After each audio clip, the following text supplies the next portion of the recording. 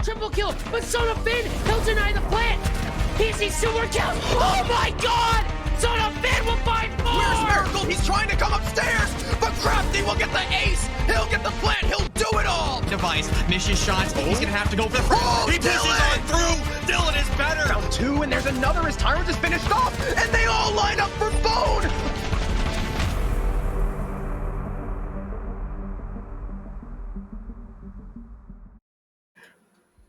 Hello and welcome back to SCS, everybody. My name is Keg, and I'm joined by the magnificent and wonderful Blue Panda, and we have 2 amazing teams here for this best of 2 series happening for the rest of the tonight for SCS. And Panda, what's so exciting about these teams? Why should we care?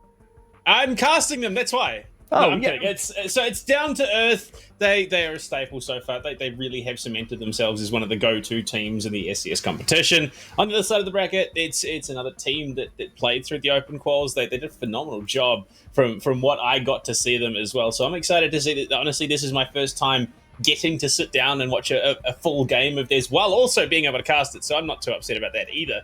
So there's definitely some interesting stuff. This is obviously their debut performance for this season, as it is for every other team as well. So this is where you want to start making your mark on the competition.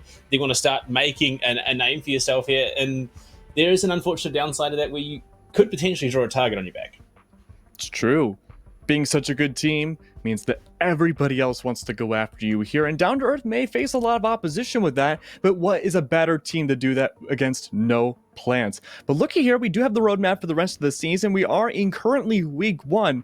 You know, in a few weeks, Panda, we're going to be looking back and be like, wow, week 1 was so long ago. But it's going to be a pretty straightforward format. We're going to have the same amount of play days every single week until we have the end of the group stage. From there, we go to the playoffs, and it's going to be a gigantic block of a whole bunch of different things that'll be going on. But the point structure, I think, is the most interesting part of all of SES.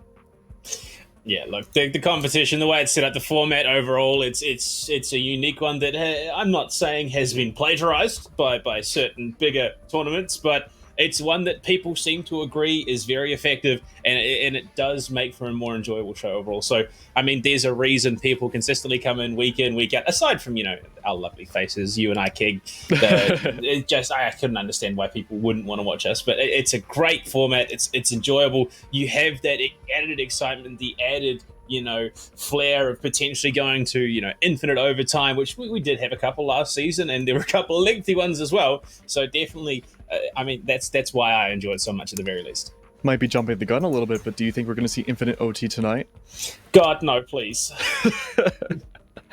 Oh man, but taking a look at the recent matches as well, we can see the standings of everyone in the group stage as of now. Now keep in mind, we're super early in. We're only in the first week of SCS, so we're still filling everything out. In fact, it's not going to look like a final product until either, I guess, the end of the group stage or, more realistically, the end of the whole season. But look at the gatekeepers already 2-0, along with Honor and Aggro having such a good time so far.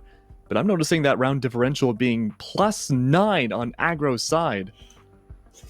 Yeah, it's one of those very key things. It's a minor detail that can become incredibly important as you get deeper and deeper into the season. You could be tied with someone but have a slightly better round differential, which gives you that better seeding going into the playoff stage. So that round differential is going to be key. Unfortunately, Synthetic, who they've come in from the previous season, getting taken down 9-7 and then 7-0, that's a bit rough for them. That just means there's extra work for them to have to do in the coming weeks to sort of catch back up to the top of the pack. But, I mean, Down to Earth, they're another team. I wouldn't be surprised if we find them in similar situations to Gatekeepers and Honor so far, who have picked up some very solid wins. Gatekeepers, it was a little bit closer, but there is potential for them to really run away with this competition. Oh, but look at this here, the head-to-head between the 2 teams that we're going to be looking at tonight, Down to Earth versus No Plants. It's an interesting roster. Everyone here is pretty much familiar with how Down to Earth is in their roster composition, but Panda, I want to focus more on No Plants for a second. They're kind of a newer team, and the level of play and the experience that everyone has had here is kind of a lot more varied than Down to Earth. Well, I mean, I have to be honest, I'm a little bit more familiar with Down to Earth. I've just had more experience casting them, but I mean, formerly T3 Savants, now Team No Plant, are coming into this. They they played their way through. They did to make it to the top 10, so they definitely deserve to be here. And there are other teams that they did beat out of the competition who, the likes of Emergence, the likes of Revenge Nation and Windstorm, who were very, very capable teams. Even Slaughterhouse Bravo is a team they beat out to make it into the top 10. So despite the, that unknown factor about this group, this team of players, I wouldn't be surprised at all if we do see some interest. Like I predicted that Down to Earth will probably take it, but I reckon no plants will probably give us a bit of a show. Oh, absolutely. Every team in here, that's why we had such a huge qualifier, because every team in here is more than deserving to be in the league. And we could see a surprise run from any of these teams here tonight, especially an potential underdog like No Plans. And we only say that because we don't have a lot of information on them. Yeah, I mean, look, there is a very real situation that the series goes their way, or it ends up looking like a 23-year-old woman's apartment, which is, no plants alive. So we'll see how it goes. I'm excited to see. We do have an idea of what they're going to be bringing to the table. It's not that, locked in stone with the changes, with, this new season, with it Rudy being in play as well. That's a bit of an interesting shift up, and then we will see the map bans coming through.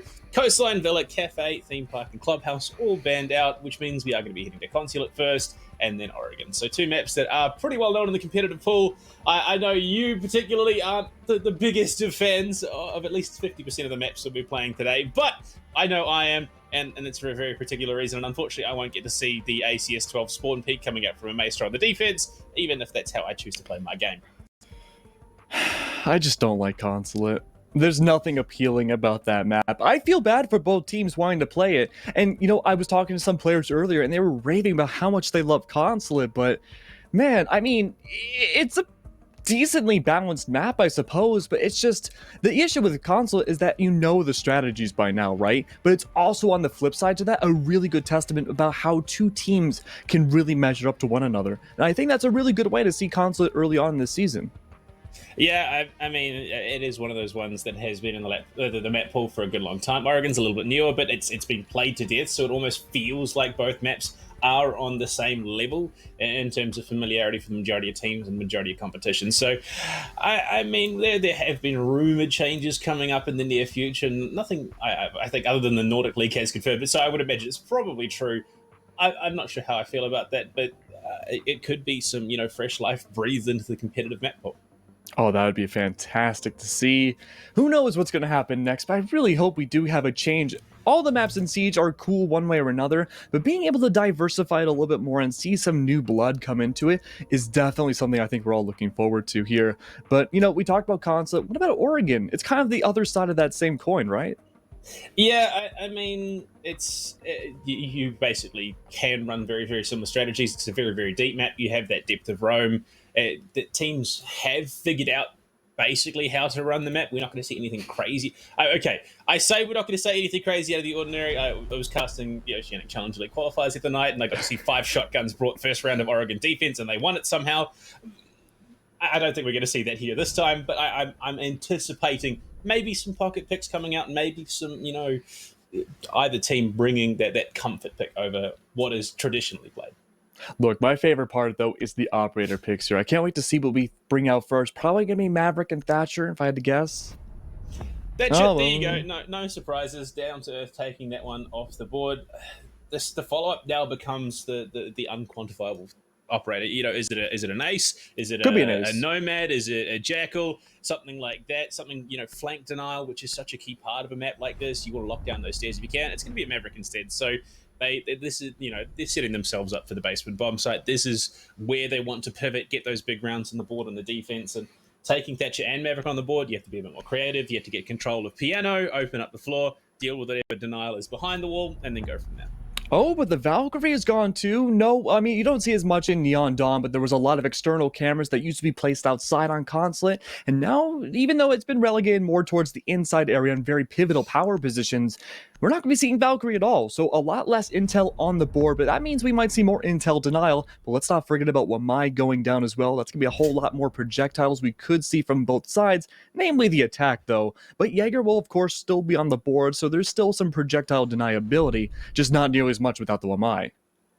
Yeah, as we get into the game, there's a bit of banter going on. I have to say, actually, I'm not overly surprised, but we carry on with the game. That's why he's so good at Rainbow Six Siege. It's a very understandable explanation. But as we head into it, Chief, we're going to be heading down to the basement. No surprises in the setup that's being brought. Mute Mozzie for that information denial game, which is so key. You want to be able to enable your roamers. You want to be able to play off of that misinformation. Keep yourselves alive for as long as possible for when those gunfights do come. You have that element of surprise. The mirror being let through, again, it's an interesting one. I know that certain regions prioritize it a little bit more than others in both picking and banning. I know OCE at the moment, ANZ, if you will more often than not ban it out. They just don't want to have to deal with it. Whereas NA, they feel a little bit more comfortable. They can understand how to play around it. They understand the verticality of maps, and they can counter it that way. You know what? Something interesting too, right? Is we were talking about the verticality, we're talking about intel, but combining the two together, I think seeing the Dokkaebi pick is gonna be really interesting too, right? Because you do have her phone calls, and while that may not necessarily scream vertical play for intel, if there are so many holes in the floors, like we could possibly expect with the hatches being open in bathroom, or even the holes ripped open in piano, that could potentially catch out one of Down to Earth's defense. Yeah, I mean, this is what I was talking about. You know what? Those unexpected picks, those little pocket comforts that some teams will take. And speaking of comforts, this is not a setup that you will traditionally see almost anywhere. This is an aggressive set. I think they're trying to bait no plants in here, into trying to contest the wall, trying to go in that way. But with what is already set up, what is on the board, there's still a mirror window. I'd imagine it's going security. There's a lot of diversity that we are currently seeing out of this down-to-earth defense, and I'd be hard-pressed to imagine any teams outside of NA bringing something like this. I'm just in utter shock about that half wall being opened up inside Garage. It's not something I've personally seen before. And it seems like it's kind of almost stupefying no plants already. They have it opened up, but if they go in, you're right, Billy. It could be instant death with that mirror, with the vector behind the mirror wall inside of security. That's not going to be a good start there. But now, if you're no plants, you have to think about how you're going to reorient yourself around. That means without there being a reinforcement on that wall, it's probably most likely somewhere else. They could go for what's seemingly the obvious and go through the garage door, but they might need to find a new avenue of play, especially because they haven't gone for the roam clear just yet upstairs. Yeah, there's so much presence upstairs. You've got a lot of presence off-site, so even if you do go in and get the plant, there's no guarantee that you won't be threatened once that retake does happen. Call goes out, but it's Exile to find the opener. Junior, the unwitting victim of that. Twitch falls. It will be Kojin on the backside of it. There's Blank Yodo at the moment going for that plant, so they will pull it out. Spray from Donkey finds two, looking for more. Blanky finds another one. It's all on the shoulders of Yusuke and Bone. Out of their element at the moment, out of the bomb site. There we go. Blankioto finds another one. And Yusuke in a 1v4 clutch post-plant situation. What a hell of an explosive start to this round. Oh, this is not a good start for Down to Earth. Already no plants took the bait, and they use it to their advantage. The plant's on the ground, 18 seconds left. Yusuke really needs to figure out what he wants to do next, and unfortunately, there's not a lot to do. There we go. The Dokkaebi DMR coming into play there. It wasn't sure it was going to, but it did. Not necessarily the frag grenades, which I think God is going to be missing those sorely once the new changes do come into effect. Unfortunately, she's going to be one of the operators that does lose those frag grenades. At least that's the case it was that last time I heard things, but. Yeah, a very, very commanding start to map number 1 here for No Plant. They take control of the basement despite Down to Earth going for something a little less conventional, and they really do make it work for themselves. Now, they're going to change things up. They're going to go to press lobby, look to play a little bit from below with Exile on the pulse, still bringing the mirror, still bringing a lot of utility, and even Yusuke on the frost. There is... this is some unconventional stuff coming up from Down to Earth. I mean, if you are starting off in Season 5 of SCS, you need to bring out the unconventional. You got to keep every single team on their toes. If you go for the same conventional strats, you're going to be counter-stratted super easily. But things like the Frost, things like the Pulse, sure, they're not terribly uncommon. Well, maybe the Frost is on this map, but at least it's something different, and it's going to keep no plants on their toes. Unfortunately, that strat inside Garage didn't really work last round. If they're able to make this one work by just using the operators to their advantage, who knows what those frost mats can do, and especially who knows where they're going to be placed for lobby. Well, I mean, the setup is going to be pivotal. You want to be able to keep that control. You want to be able to make sure that Exile has that freedom to operate below with the cardiac sensor. Just the cross mat placements as well are just going to be so key, and how well they can just deter the attacking side. But no plans if they carry on this momentum. It could be a very, very highly contested half. Junior was the one to go down first last time. It was to the SMG 11 of Exile. This time it's not going to be in hand. They don't have either of those SMG 11 operators on the defensive. Just look at no plans. The understanding of Consulate, the understanding of what limitations there are externally is so key. They, even God contesting the bottom service drone hole there, trying to catch someone out coming from servers. They're showing a lot of knowledge here. And it's not unlikely for someone to be playing in that same exact position GXD could have found, right? The Pulse loves to play their way back, trying to find anybody that goes in the Visa, but they have to worry about Exile instead. It's going to be the opening pick going into the favor of Down to Earth. They find the Dokkaebi. A lot of potential with those projectiles off the board, having the MK14 and probably the best operator in the game, in my opinion, off the board as well. It's not going to be a great start for No Plans. They had such a good beginning here, but now already at a man disadvantage. They have to make their way into lobby side, which could be easily very widespread for all these defenders, and they're going to have to transverse their way through in seemingly these untradeable positions, just like the way the Zofia is right now.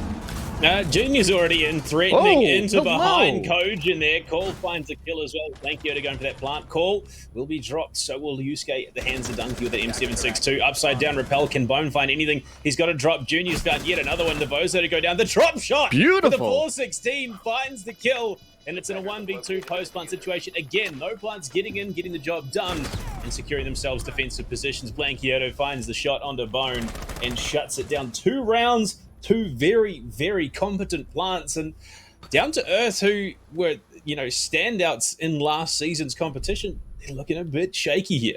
Yeah, I mean, color me wrong. That was a bit of a shaky start at the beginning for NPL, but as soon as I was done with my sentence, they went for the execute inside the bathroom Panda, and they just exploded onto the site. Quite literally, almost, with that diffuser going down as well. They're preventing an explosion. Now, you're right. What are Down to Earth going to do? They've tried unorthodox strategies by manipulating the site to a way they think would be baiting NPL into pushing a certain way. And when NPL did, they fell for it, and they made it work to their own advantage. Then we had the operator changes try to go into the favor of Down to Earth and be different, and that didn't work either. So now they're kind of a bit of a crossroads going into round 3 about whether or not they want to play more conventionally and have a greater shot, or if NPL can maybe get 3 rounds in a row. Well, we'll have to see. We will. And, I mean, GXD loving this Dokkaebi so far. We'll bring it again. The change is coming the way of Down to Earth. In fact, well, the Mute Mozzie combo coming out once again. Yusuke on the Oryx this time. So it is going to be something a little bit different. They're running the Pulse. They're just... it feels like Down to Earth have been forced onto the back foot and they're not quite sure which direction to take. No, I completely agree with that. I'm really curious to see what the Oryx is going to bring out here. It's probably his best map. So many hatches and so much verticality for him to play with. But it's a matter of whether or not we're going to see that. And having a lot of reinforcements being dedicated to the hatches, I'm wondering if they want Yusuke on the Oryx to play a little bit more submissively and maybe just trying to go a very certain angle. Well, we'll see what they can do. Blankioto, very aware of the threats that are presenting themselves up here from admin, and they want to shut it down. They want to find the angle. This bomb site, it's one that if you lose control of one of the sites, especially if it is that basin one, it can be very, very hard to retake for the defense. But also, if you're the attackers, you haven't cleared out the downstairs players, which is why you see the 4 nitro cells on the board.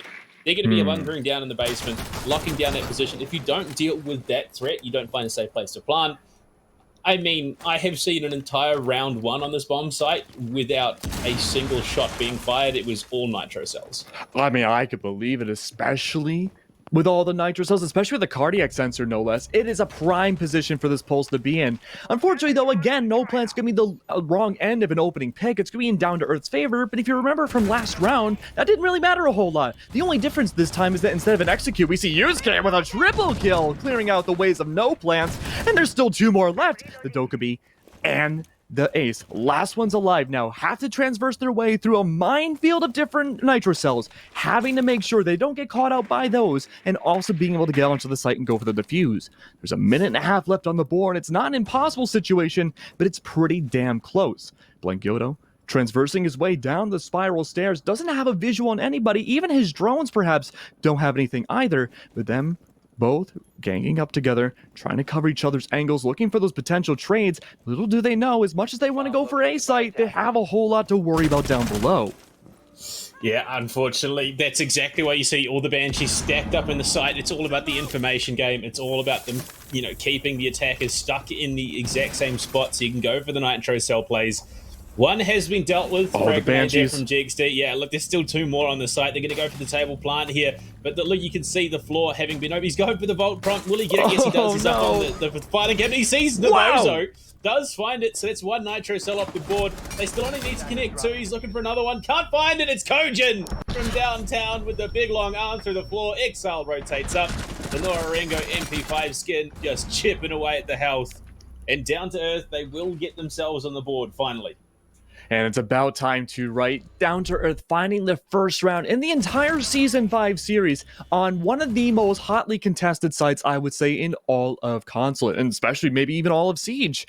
It's really hard sometimes to win a defensive split. It really can be, but being able to play it so slow and being able to get a triple kill no less certainly helped. I mean, look. There was potential. Blankyoto and GXD have been doing work on the attack. They did find some big frags. Unfortunately, they just weren't able to find enough when there's so much to worry about, especially from below. And yeah, I think that's just the overwhelming nature of a hard bunker basement defense, even on that bomb site, which, you know, the other bomb site is above you. So there's so much you have to worry about, so much you have to clear out as an attacker, and they just weren't able to do that. Now, Panda, do you think Down to Earth, now having the momentum one round behind them, do you think they can tie it up here? Look, I think that was a big round for them. It's going to give them some confidence that they could actually contest this, and I wouldn't be surprised if we. I'm anticipating it's a 3-3 half. That is what I'm imagining will be coming out. You know, they've finally got themselves a round. They're going to start to you know, breathe, play their own game, and start taking away some of these rounds. I'm inclined to agree with you. I also think it's a very real possibility, given what we've seen with No Plants, that they could take this to a 4-2 half. Attackers are moving to defuse a bomb. Well, too, I mean, it's possible, but Just I not think as likely, right?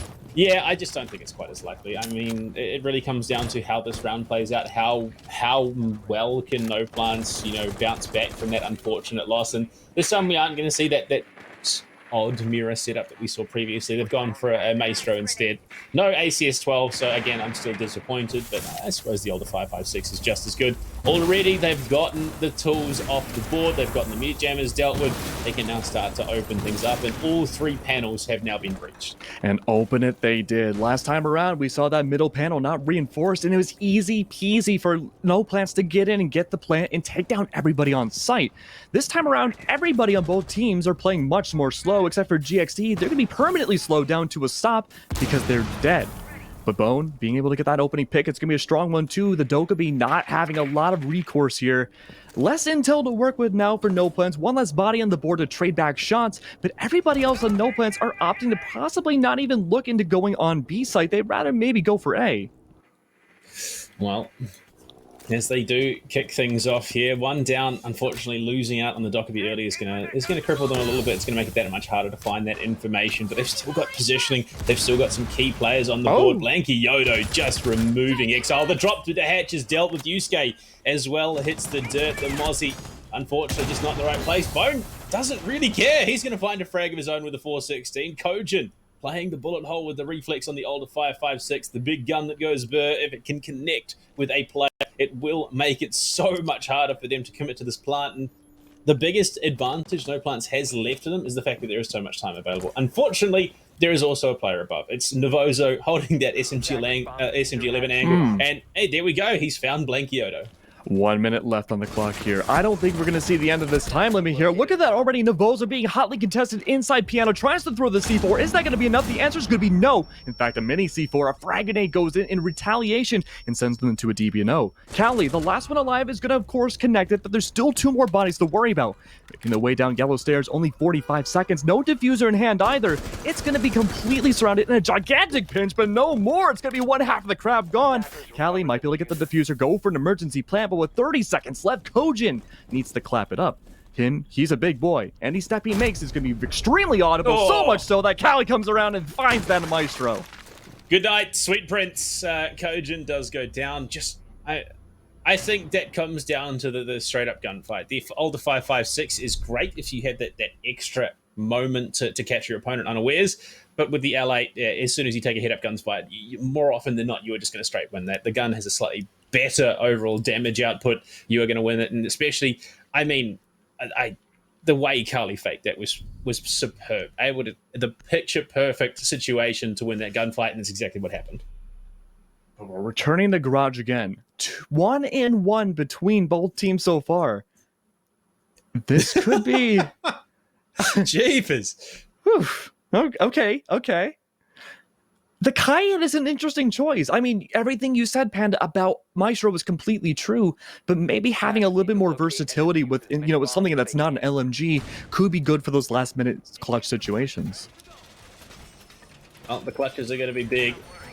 And, well, there has been, moments where it's felt like they could have pulled it out. Unfortunately, they just haven't played out the way you'd want them to if you're a down-to-earth fan. They just keep rotating through different operators, trying to figure that one thing out that they need to give themselves that boost to start winning some more rounds. But no plants have this map down. That's the only way to put it. The way I'm seeing it, and please feel free to correct me if I'm wrong, is that no plans really have their eyes on the prize for the bomb site. They don't really care about going for the roam clear, it feels. Instead, they're aiming for the bomb sites, and they're taking advantage of down-to-earth, playing very far off the bomb site at times, and baiting them into rotating onto the site. We saw that with Blanky last round. They baited like 3 different people onto the site and got those proper angles that they needed. And with us going back to Garage again, Panda, there's going to be a lot more time on the clock this time around, but they have to go quickly. By around this time last round, GXD was already gone. Yeah, I think it was just an unfortunate angle. But once again, they've executed it in a way that they will be able to get this wall open. No chance for a Cade trick or anything like that, which, I mean, it's unfortunate they didn't have any sort of overlapping coverage, which you would want in a situation like this, just because of how quickly No Plants have been able to take this wall time and time again.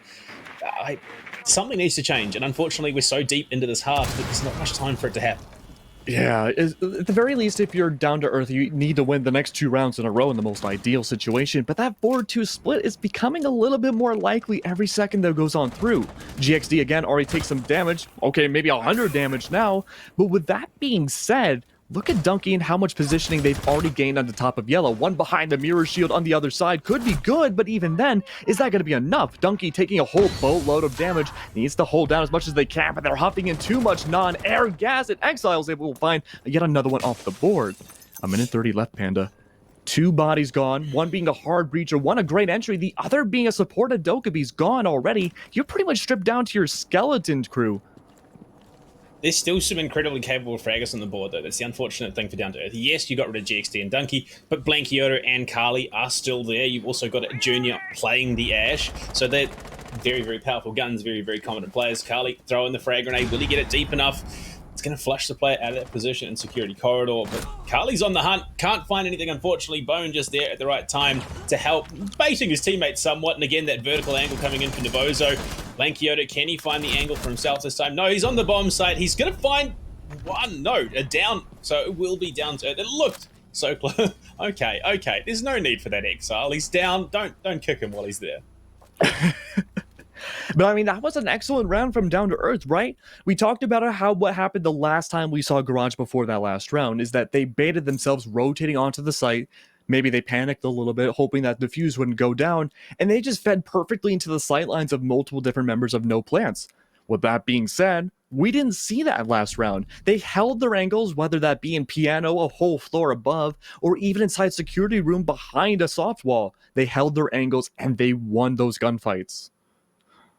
That's really it at the end of the day. Down to earth, like we talked about, unconventional strategies coming out for them. But, I mean, they've got 2 rounds on the board. There's potential they can still pick themselves up another. And, I mean, this is the bomb site they won last time around. Attackers need to locate Honestly, and defuse the oh my lord, they are just. There is a lot of banter going. I know these guys know each other. I couldn't say for sure if they're friends. I don't quite know them that well, but you'd hope so. I mean, with everything going on in chat, I would hope so. Well, either way, we're going into it. Final round of the half here. Keg and we're looking like it might be that 3-3 split. You know what? I'm teeter-tottering on that edge, man. You know, it could go either way. I'm still holding out a little bit that it's going to be that 4-2, just because it would be so decisive, I think, in No Plan's favor. But more realistically, yeah, I do think you're right. I think it will be a 3-3 split. Down to Earth seems like they found out exactly what the game plan is to counter No Plans, but now they have to do it again on split. Well, we'll have to wait and see. We are into the action phase, and Yusuke just running around, opening up some of these hatches, giving himself some options and mobility. It's interesting that, you know, despite the you know how high Oryx has to jump for a hatch, he's capable of it all. The man is absolutely jacked, and whether it's, you know, jumping up into gym on Clubhouse or jumping from, you know, circle desk up to meeting, the man's got some thighs. I got to give him that. He's got that Jedi Force jump. Oh no, have you not? He is the heaviest operator in Rainbow Six because he is just all muscle. The guy I believe it. I mean, he's cheeked out, but still only second to you, Keg. You want to hear a fun fact about people that are really muscly?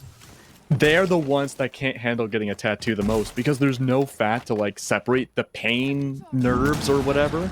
And so that's going to make things more painful. I don't think Oryx has any tattoos, so it makes sense. But one thing they might have to get tattooed very soon is a bullet to the head, depending on what Donkey does next. Entering very slowly but decisively, not making any qualms about where they're at, having control of Spiral no less. You had to wonder, where are the defenders at? They're probably on site 2 floors below, but I thought I saw a presence of one maybe inside VIP, I'm sorry, admin, but it seems like that's not going to be the case. They're all playing on the lower site. Yeah, I mean, this is the Nitro Cell game in a nutshell. It really is. The floor is lava, or at least it's going to explode if you're not careful. True. Yusuke playing. Yeah, Yusuke's off doing his own thing. He's the only one not playing by a bomb site. He's trying to go for that disruption factor. He might be able to jump through a hatch, come up and threaten GXD or someone like that on the other side of the map.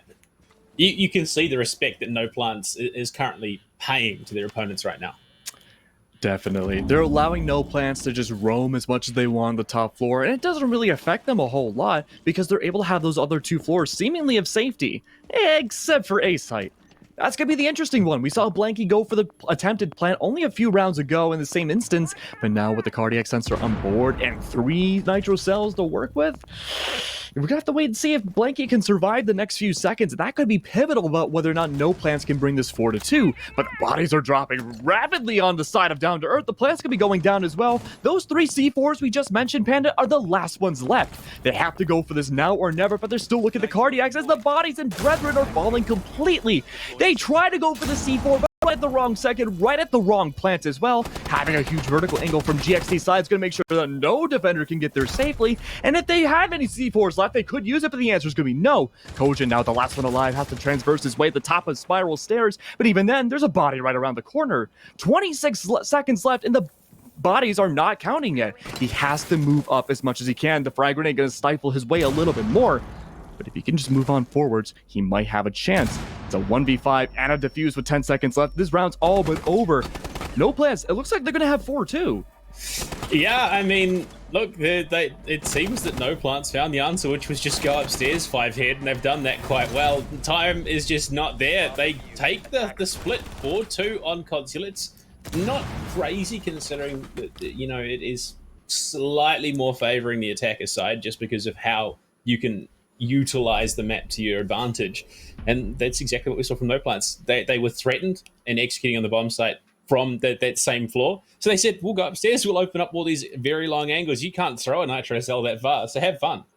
And I think we just need to take a step back and realize that there was an 80% prediction rate for Down to Earth to take this game over No Plans. Sure, it's map number 1, and yes, it is Consulate. But having such a decisive victory so far in that first half in No Plans' favor, Panda, that's excellent to see. That's exactly what you want to be doing. Coming to the defense, though, Mira being brought, and we are going to be heading to the only bomb site that has yet to be played. Consulate in meeting here, Keg, and the majority of teams, you talk to them, they will swear up and down that this bomb site is untenable on the defense. You don't want to be playing it. There's just so much repel potential. There's so many angles that you do need to worry about. If you lose control of admin, you are going to find yourself in a real problem situation. So it's going to be interesting to see how No Plans do approach into the defense. Their attack looks solid, look competent. They were able to adapt on the fly. Is it the same for their defense? Well, one thing I am noticing is that we are having 4 nitro cells on the board for No Plant side. Could be a possibility that they're going to chuck those C4s from essentially B site and CEO all the way onto A, if that's even possible. Probably not, most likely, but they could play below in lobby to do so as well, turn it into a mini split and turn it into a minefield. Anywhere you step could be destruction for Down to Earth as they attack.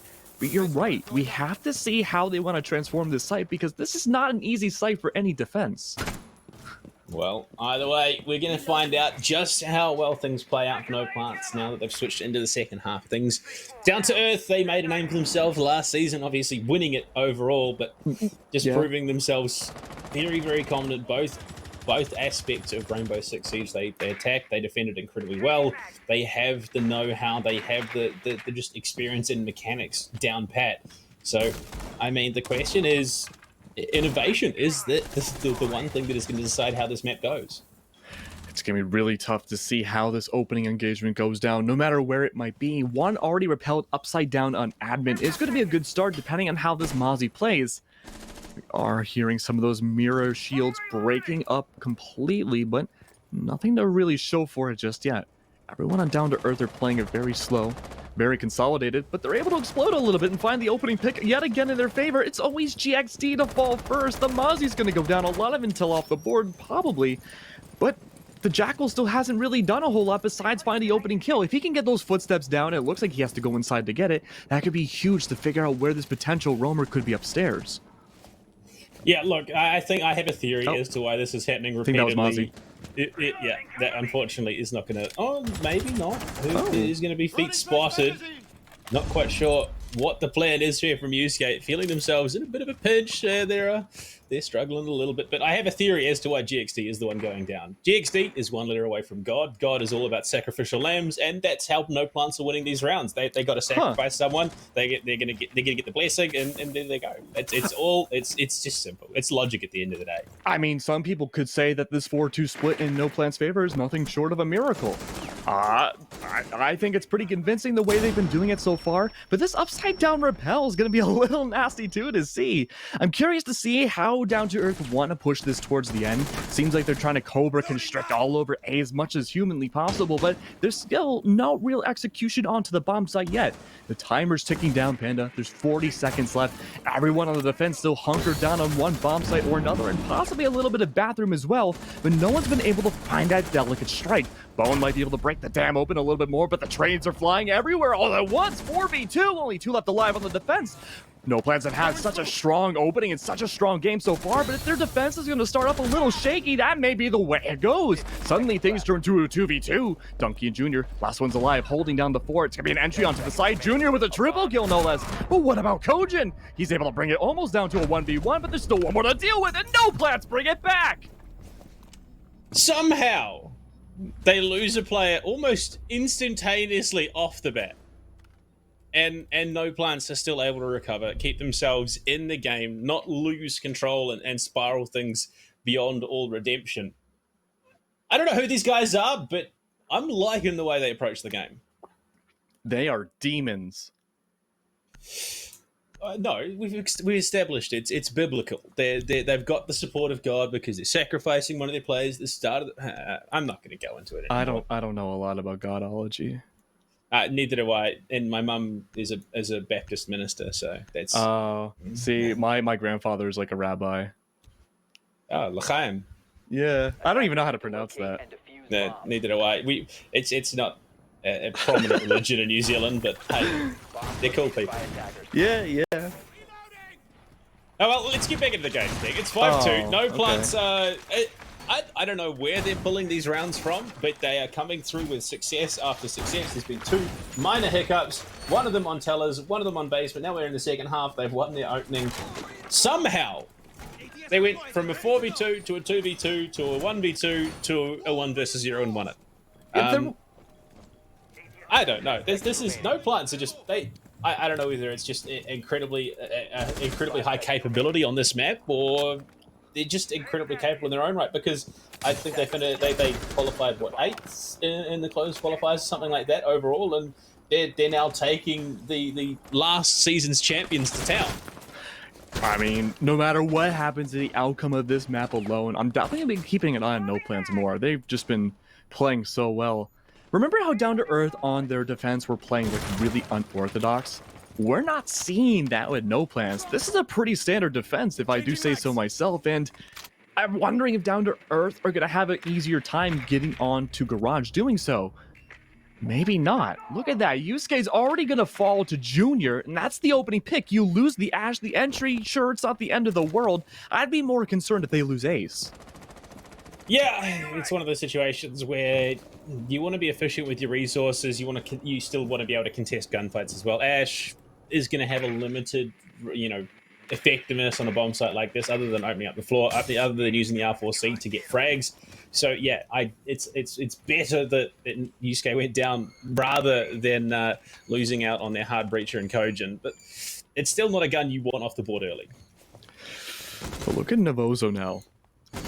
Having a lot of seemingly control towards the landing area of service stairs could be a great start for Down to Earth to bring it back. They're already a body down, now even 4v4 as the roamer dies down. That's gonna be the roam clear essentially gone from what I can see. There's no one else upstairs except for another one, but it doesn't matter now. Bone, having a premonition to the future, finds the double kill at that. Now it seems like the roaming game may come to an end. The Malzi and Jaeger are gone. Everybody else on site have piano control too. It's a matter now of a minute 15 left to see if they can find Blanky and others as they try to make their way out of piano and onto the site. I'm sorry, I don't know why that was so funny. It just looked like Bone ran around the corner like a kid chasing a balloon, and then, oh, look, there's someone there, and killed him anyway. It was just an odd situation. But GXD will fight a kill onto Exile, playing the vertical angles there, taking out some more of that. Junior found a frag onto himself. And he had a crow moment there. He's a little bit less than impressed with himself, but it's a body on the board that would have been able to try and counteract this. But they still have yet to get the garage wall open. They're trying on the angles. I think they now have enabled it, but now it's a case of finding those players that are remaining. No, they still haven't got it. This time, it's not in their favor. Finally, it's done, but with 25 seconds left in play, the wall is only just being opened up. Damage all over the place here. Blanky Yodo and GXD are 100% in the position they can clutch this out. 16 seconds left. They have to clutch it out right now. Bowen on a triple is able to find another one. Could that be a 4K? No, it gets shut down in time, but Down to Earth still able to get it through. They're putting their names back on the map this time around, and this is a great start of the second half. Sure, No Plants were able to take the last 2 rounds in a row, but now things are getting a little bit more dicey as we get into round 9. Yeah, there was a lot of things that could have gone horrendously wrong there, but somehow Down to Earth, they just had, I think it was the overwhelming numbers, I suppose, and the correct positions for them to be in to be able to capitalize. And so they do get themselves that one. They are going to bring it back, at least close that round gap just a little bit more. And off the back of that, it seems that No Plans were happy with the setup, other than obviously the self-nitro on Junior. Junior, please don't do that again.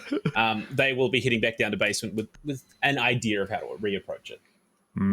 I do like the 6th pick coming out from Blanky. We have seen some interesting Maestro action coming out from both sides as of now. The Mira has also been decisive, but I think bringing out the Mira and then ultimately, get this, not bringing it out, could be really interesting to change and alter how Down to Earth want to push initially. If they don't use their drones properly, they'll never know that Mira's not there, and they might go under that assumption.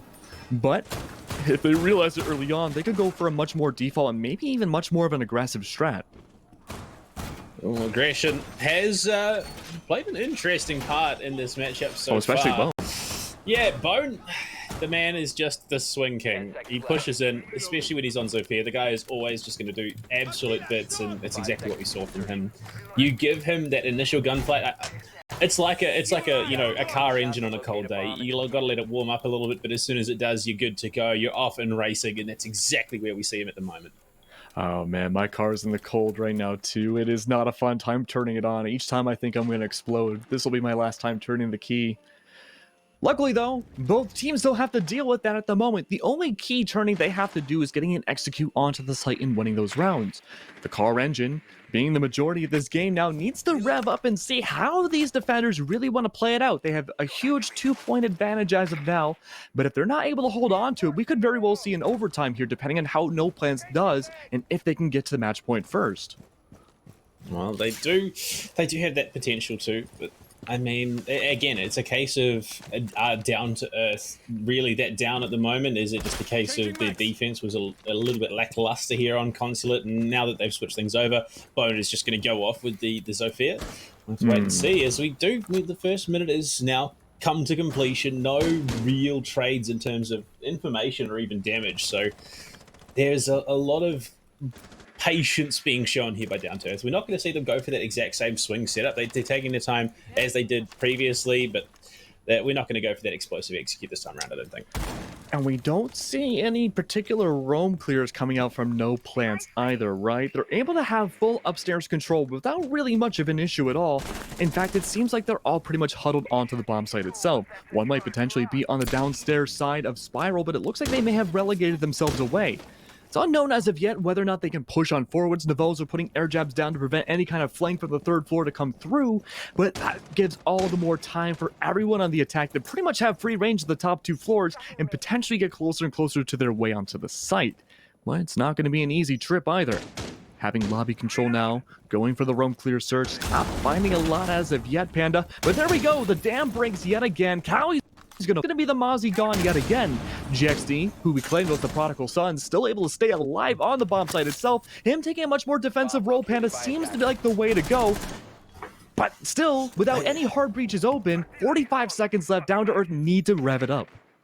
I said they weren't probably going to go for that explosive setup, but it looks like we might just get that again. Bone still going hard, opening up the floor, looking to threaten a number of angles. Junior does equalize by bringing XL to bear, and GXD just playing around these tight angles around the breach, trying to be a real nuisance as much as he possibly can in these situations.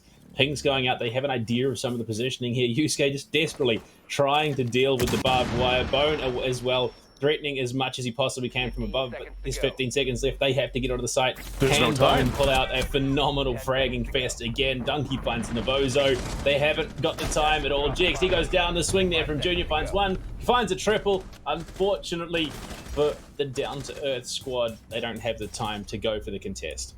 So remember, we said that Down to Earth had a prediction rate of 80% in their favor, and No Plans have found themselves a match point. That's a really good start to the season for No Plans, and Down to Earth, they need to figure out what they need to do with them, duplicate their entire scoreline by 2 in order to match up in overtime. Well, I mean, we've seen stranger things. We've seen more impressive comebacks in the SCS competitive environment. So It's true. It's not out of the realms of possibility that Down to Earth can bring it and take us to overtime and potentially take us to a very lengthy infinite overtime. But it is going to be lobby press coming in here, and this is an interesting bomb site that we've seen it played once, and that was all the way back in round number 2. So I mean, it's an interesting bomb site in that you're going to have to play it vertically one way or another. It's not one of those ones that you can comfortably play horizontally. So I would imagine that's why Blankioda is going for the Vigil. You're going to be holding upstairs and meeting with potentially Callie, someone like that. But, I mean, Down to Earth, we need to see them ramp things up. They can't be as hesitant as they are. Yeah, we saw a lot of hesitation going into that last round. We didn't see the garage wall open up until the last 20 seconds of the round. And even then, it was Trade City. We saw a huge push coming out from the backside of Cafeteria, and it didn't really amount to a whole lot except for one body and No Plans to fall. From there, they held all of their angles, made sure Down to Earth could not feasibly get past the yellow stairs, and they were able to hold everything down so effectively. But now what could very well be the final round of the first map, or I guess technically speaking the third map tonight, but the first one between Down to Earth and No Plants. Panda, this is dire for Down to Earth to really find themselves again. But look at this opening push. They're trying to find some pre-fires through all the windows of Consulate. No bodies to be found, no bullets connecting. And it seems like as of yet that Jackal needs to be the opener to find not only the roam clear, but find feet as well to figure out where exactly this push is going to come from the roamers. Yeah, that was so Like close. that one!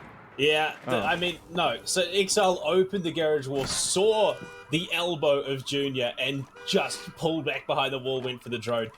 He was so close to dying, and he was only just able to escape. Junior, the one in trouble, considering that the long-range threat comes in the form of that big scope sitting on the L8, and there we go, just straight to the back. It's Exile with the long-range round the car. He's going to find it externally. Unfortunately, all Blankioto can do is sit and watch.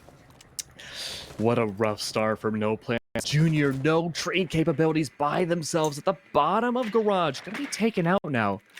Everybody else going for that drone clear yet again. A lot of these roamers are going to be up on the upper floors here. It makes sense. It's closer to the bomb sites. But I'm wondering, with that top level control, it's not something we're seeing from Down to Earth. It seems like they're opting to go for more of a roam clear from below and work their way up. Other people on Down to Earth who are in the building are repelled on every which possible window they can find to maybe catch out a rotate, but they're unable to do so. Well, we are going to have to try and bring it back here if you're Down to Earth. Send them your energy because they need it. There's 3 rounds they need to win here. They've done a good job of starting this one off, but they cannot afford to be making mistakes. And unfortunately, so far, it has been a case of No Plants being able to capitalize on any, even minor mistakes that have been made so far, especially time management being one of them. As they are going to start moving into position to go for that explosive execute. Bone positioning himself outside main lobby door. Can he see the head of the play? Oh, he just on screen, but unfortunately not looking at the right second. GXD goes down to Exile. Bone does find Carly on the reswing. Donkey goes down to Exile with a triple Yusuke. And all of a sudden, from a man down, I mean, it just crumbled even further. Holy, that was a round that D2E really needed. And they were pretty much able to do it without getting into the building. People say a lot that's a common trope for Consulate, that you can just repel on the windows, look out for those rotates, and hope for the best. And sometimes, if you're lucky, find a round. And sure, it's a bit of hyperbole. We did see some of the attackers go inside, but for the most part, they were really contested on the footing, or at least in the layer of the land of No Plants. They fought them on their own turf, and they were able to win those gunfights so effectively that they may very well be able to get those next 2 rounds to bring it to overtime. But now that means now No Plants have to pull something out of their own little hat. They have to find that magic rabbit, and that might be the name of the Mira. Well, we'll have to see. The Mira, I mean, hasn't been phenomenally effective throughout the run of this map, but I mean, given that it is, you know, upstairs, given that you are playing a site that we only have seen the ones in last time No Plants did win it, sorry. I mean, it's such a tenuous position. If you get even a smidgen of drone information about, you know, connected there, you can run upside down, repel, go for the kill, even a frag grenade from below. Hell, even if you get control of you know, toilets, you can swing in that way and get control. There's just so much that can go wrong with this setup. But we did see No Plants win it before. It wasn't by much. It wasn't really much of a utility advantage that No Plants had. They were able to take out those raw gunfights. No Plants at the very end were able to turn this into a 4v2, into a 2v2, and eventually in their favor, a 2v0. But No Plants need to do that again, potentially for the last time here on one of the most decisive bomb sites in all of Siege, and one of the most difficult ones at that. Yeah, it's going to be key. I mean, No Plants, they're going to have to play this one perfect if they want to close it out. Otherwise, I mean, they risk being taken to overtime because 1 round is all it's going to take if they lose this one. That's true. And Down to Earth, I mean, the fact they brought it back from the position they were in, they were down, what, 5-2, and now all of a sudden they're coming back into this position, and 2 rounds are all they need. That last one as well, they just, they mocked it up. at the end and just able to find 4 quick, concise frags and shut things out when realistically it probably shouldn't have been quite as clean as it looked. But coming into this, a minute burnt, a lot of information already utilized. First mirror window does go down in admin. Blankioto pushed off position, has to pull back to vending machines in the hallway by Long Desk. That's an unfortunate advantage that you should have been able to keep for much longer. Yusuke, last time around, we saw this same exact site. Was an early kill on the GXD, but no, they're able to stay alive a little bit longer. He's going to go in. He's going to try to go for the rush. He finds some feet, and it's going to be the mirror right on the other corner. But the hard walls in the way are going to make sure it prevents a kill. With that being said, we can't say the same about the other side of the map. Navozo finds the wrong end of a barrel. Callie's able to capitalize on the first kill here. But everybody else, there's no trade potential. They have to roam around and figure out what they can do next. Yusuke, having a lot of control on the northern part of the map, might be able to find some going and crossing their way on the A side, or maybe even up Visa stairs. That's exactly where Navozo fell. They're able to bait out another peek coming up on the side of A, going down service stairs. That could be huge for them. Yeah, the tension now starting to mount for Down to Earth. They've, again, they had this moment, they had this advantage they could have utilized, but unfortunately just got a little bit over aggressive. Bone now picking up the same position where his teammate was threatening earlier, and they're just losing out in these key positions. They will impact it, and Carly just finds it, drops the hatch out scot-free for that, in fact. And this is the moments that define how a round ends. And, well, losing, well, actually, they get one back, so it's not totally out. Okay, never mind. Carly finds a third coming up. Just wrote 4 in back, Carly! Come on, Callie, come on! Make it an ace! Junior Falls, Callie, able to get 4K so far. 1 left alive, and it's going to be exiled. Make or break whether or not Down to Earth stays in the game. 17 seconds left. They could just deny the ace. He could just stand on the balcony and wait until the very end. It seems like it's all but over here for Down to Earth, opting to make sure they don't go for it. 7 seconds left, trying to find a last kill, but it's too little too late. 5 seconds left. No Plans take map number 1 off of Down to Earth. 80-20 means nothing for No Plans, but we're going to have to see what happens in map number 2. Consulate. I mean, it was what it was. It was just No Plants map to win, and they came into it from what it seems far more prepped than their opponents. That they just understood it at a far deeper level. They had so much more preparation bringing into it, and I mean, you look at the overall scoreboard, not wildly dissimilar, but unfortunately, that doesn't matter when you can't pick up the rounds off the back of it. Holy moly, 7-4. I think a lot of people expected this game to either be a blowout in D2E's favor or a very close matchup.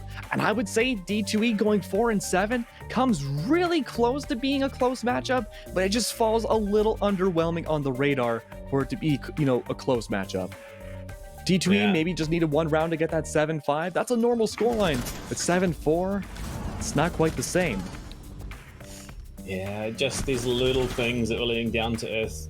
They weren't quite paying attention to the angles. They weren't covering their flanks. They just taking gunfights they probably shouldn't have. And it's not like No Plants didn't make those same mistakes. They were just the ones to come out on top more often than not. And especially with some of the phenomenal fragging power that this No Plants roster brought to bear, you can question, could this be Down to Earth losing their opening series of the season? I hate to say it, Billy, but that's definitely a possibility here. We're gonna have to wait and see what happens on Oregon, though. It's almost to an extent kind of like the same as Consulate, where it's such a well-documented map. Strategies are known all throughout, and we did see some changes coming up from D2E early on in the defense where it could have shaken things up with Consulate, but it didn't go their way. If we see both teams go for more traditional strategies on Oregon, that's completely, not by surprise. And that might mean there's a realistic possibility we either come out with a 1-1 tonight for both teams, or possibly we could be seeing No Plans take it all.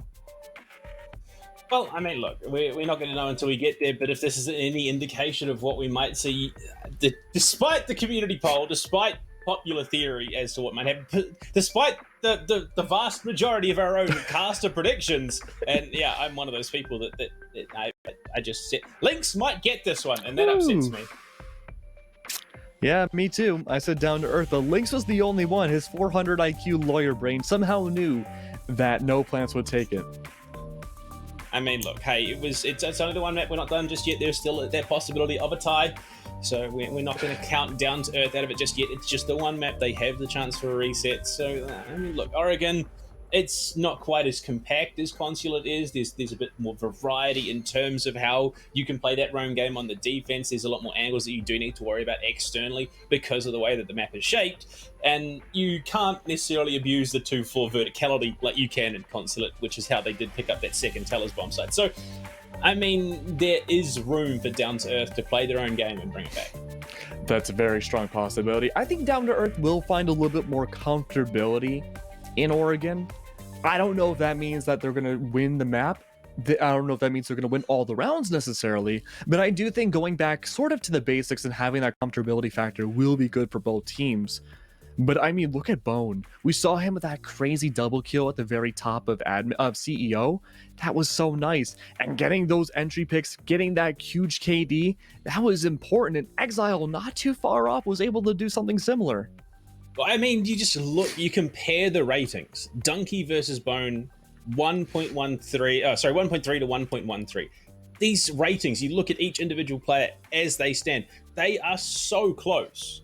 That is, just how they were basically on the same level in terms of competition. It was just No Plants, I think, had a deeper understanding of the map and a deeper understanding of how they wanted to play the map. That was what pushed them over the edge. Down to Earth, this does not mean they're an incapable team. It just means that they weren't quite as prepared. Absolutely. And remember, going into this too, I was asking some of the other casters and some people in the community, who are some of these people on No Plans? And a lot of the answers were, I'm not really sure. And I think after today, regardless if they win or tie, we're going to know a lot more about these players going forwards because they've already made a huge staple into the scene, and it's only been one map. Yeah. Look, we're not out of it just yet. There is still another map to play. We will be heading to Oregon next, but we do need a bit of a break. We do need a bit of a reset. We want to come into this as fresh as we possibly can, so we'll throw it to a bit of a break. We'll see you guys very, very soon. Get some water, get yourselves prepared, because we've still got another map to come.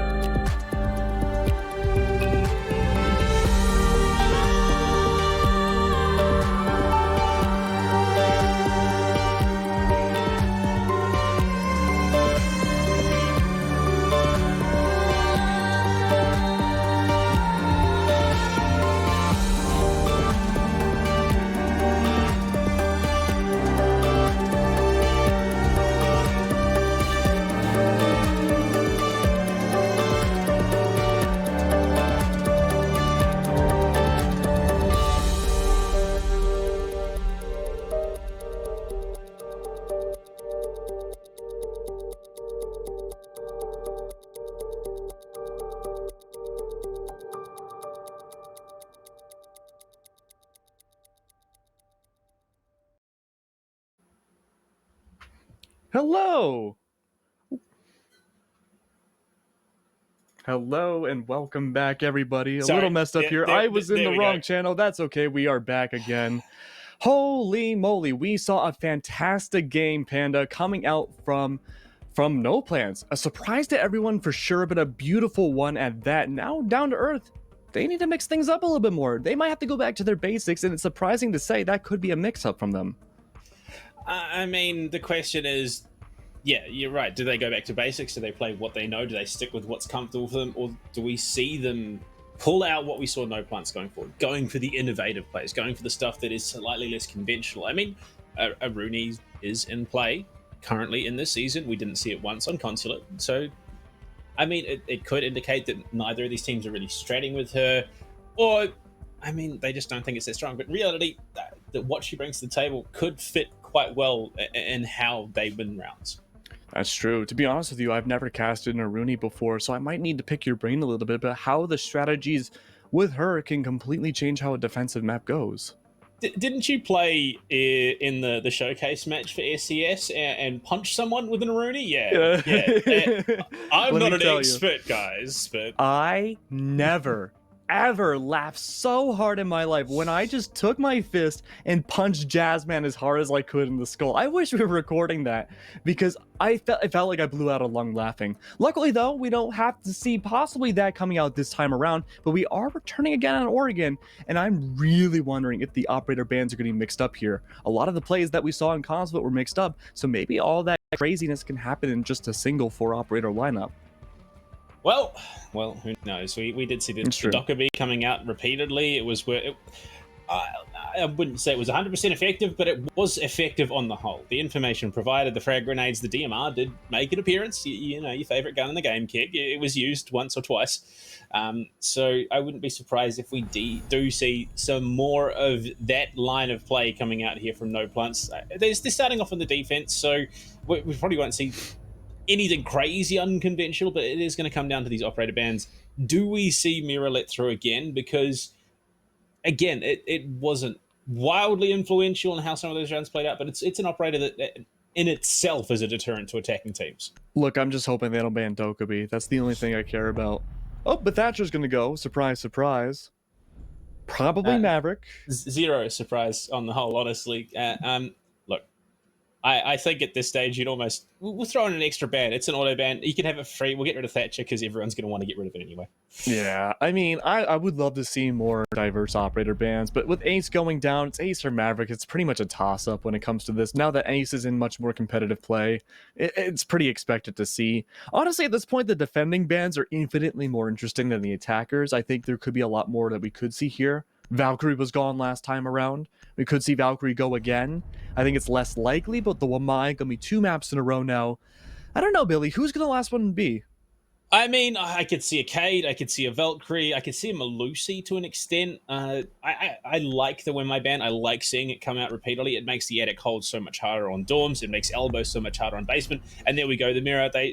No Plants, they just don't want to have a bar of it. They don't want to have to deal with those mirror windows, especially considering, you know, what's the alternative for mirror? Like, if mirror gets let through, then you either have to decide to ban Cade, because if you have a Cade available, E-box becomes almost impossible to push on a basement hold.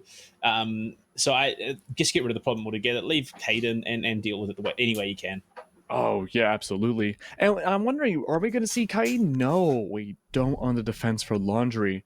There have been some interesting electroclaws that have come out in recent time, too, on Kaid on this site, and I'm a little surprised we're not seeing it. Oh, nope. No, Maestro, I mean, it's information at the end of the day. Maestro for a Valkyrie, I think the bulletproof aspect of the Evil Eye makes a lot of sense here.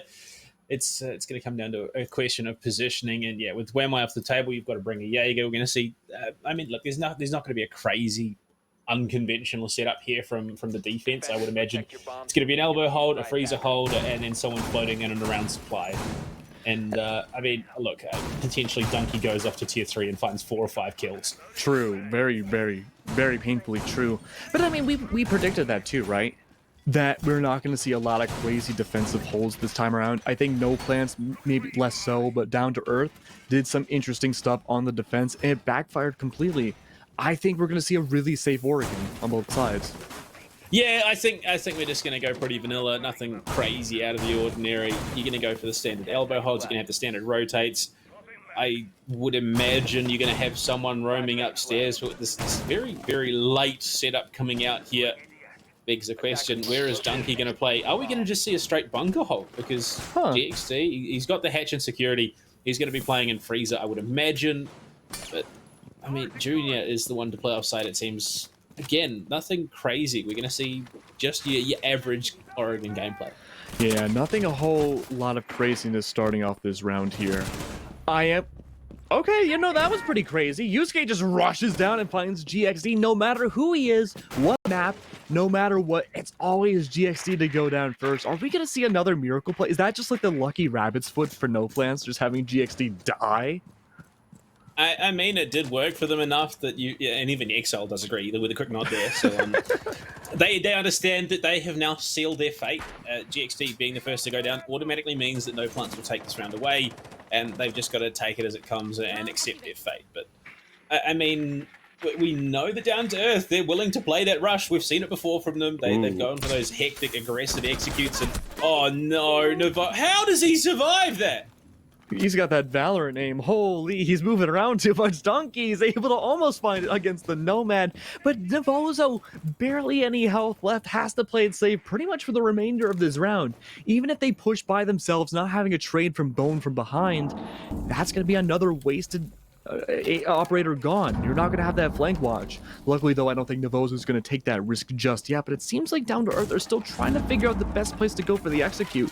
And I have an inkling of an idea. It might be a freezer one. Well, they are starting to utilize those X-Kairos to deal with the hatches. No Cade means that it is free real estate, as they say. They're looking to get themselves in position to go for that explosive execute, which, I mean, we talked about it in Consulate. It was something that caused Down to Earth to stumble in.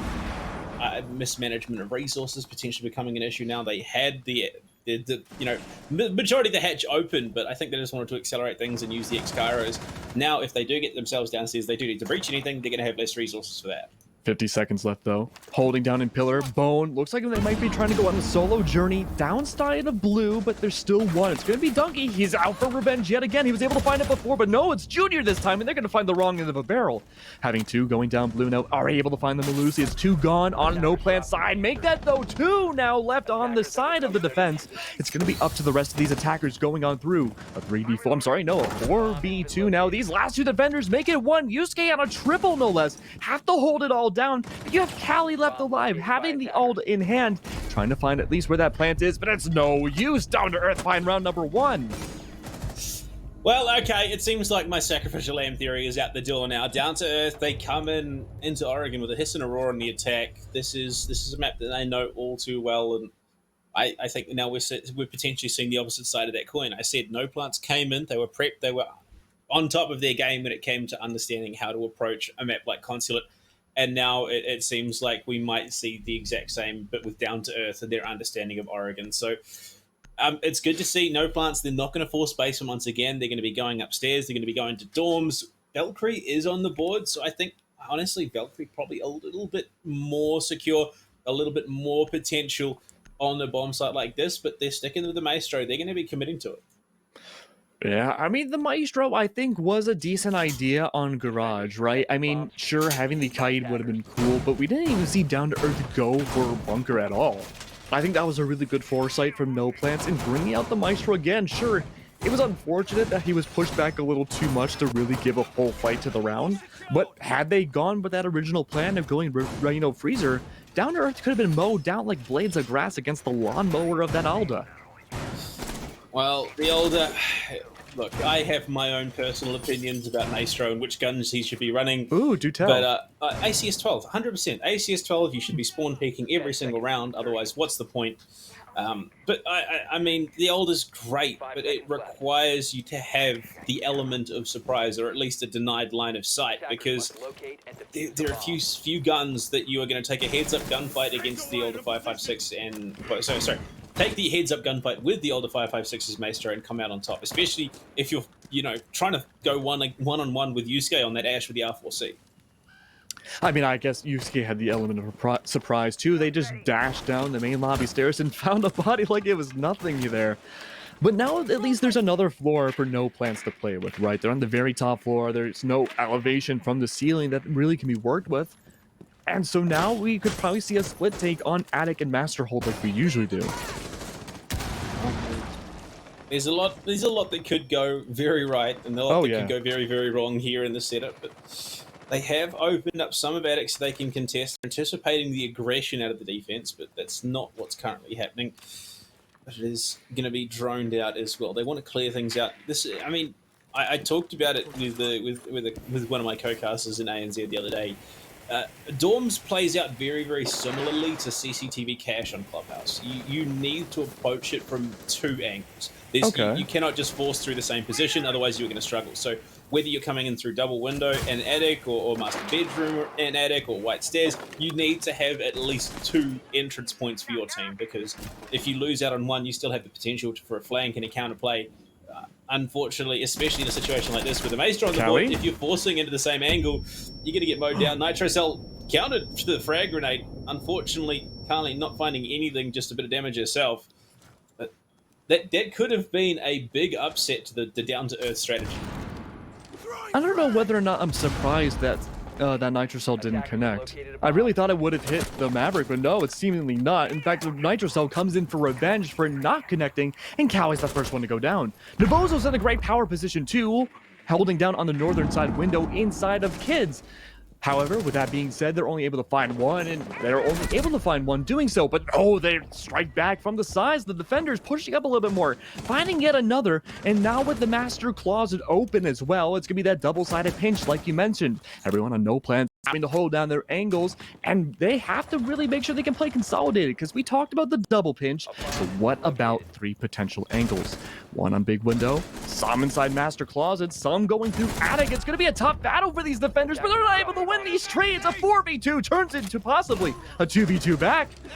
Being able to get 2 kills, 20 seconds left. It's all up to GXD. He's been able to stay alive. The prodigal lamb needs to be able to get this last one. Kojin now stuck in the middle of the entirety of all these defenders, being hit by the smoke from the right side, has only one way of pushing.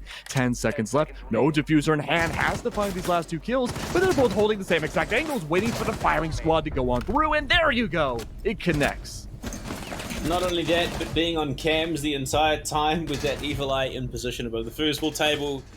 If you're Kojin, that's brutal. That's gonna be detrimental to your mental aspect of this. But it's around on the board for no plants. So I mean, maybe it was that flash in the pan for down to earth. Maybe they are in a position where they're the ones going to be outclassed here.